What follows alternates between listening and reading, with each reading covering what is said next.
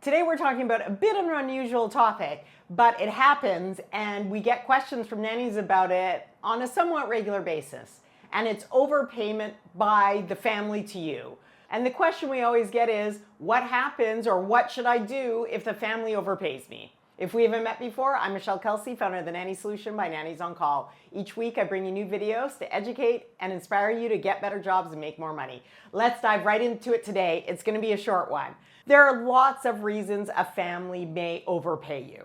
Accidents happen, and overpayment can happen for a variety of reasons, from payroll mistakes, miscalculating your hours, or miscommunication about the number of hours you worked. So what do you do when this happens? Well, it might be really tempting to keep that extra money. It's important that you handle the situation ethically and professionally. Let's go through the steps so you can handle the situation for yourself if it ever comes up. Check, double check, extra check your bank account and your pay stubs to make sure that an overpayment did occur. You can compare your pay stubs to your timesheets to try and figure out how the mistake might have happened.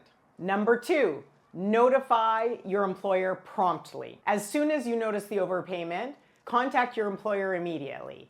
You can say something like, I noticed an overpayment in my recent paycheck. I believe there may have been a mistake. Can we discuss how to correct this? Discuss with your employer their correction process. Take some time and discuss with your employer the best way for both of you to rectify the situation. You can use repayment, so you can just send the money back. Maybe they change your next paycheck to reflect the overpayment, or something else that the two of you come up with that you're both agreeable to. Step number 4, make sure you keep a record of communication. Although I always like to prioritize talking to someone in person, this is a case where a follow-up by text or email to what you agreed is helpful. You want a record of what you agreed to and that you came to them with the overpayment in the first place. Anytime there's a discussion about money, protecting yourself and having a record of communication is really important. Number 5, reflect on the situation.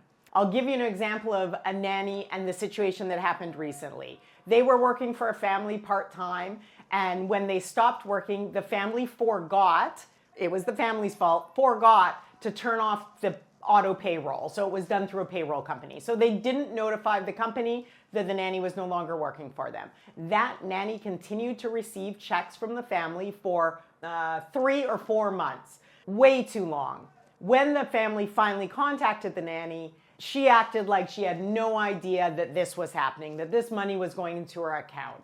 So keeping really good records and understanding why this happened is really important. Checking your bank account on payday, verifying the hours you worked versus what you were paid. It is up to you to keep records of your payroll. If you're still working for the family when there's an overpayment, bringing it up immediately shows integrity and helps build trust with the family. It also sets a positive example for others in the field.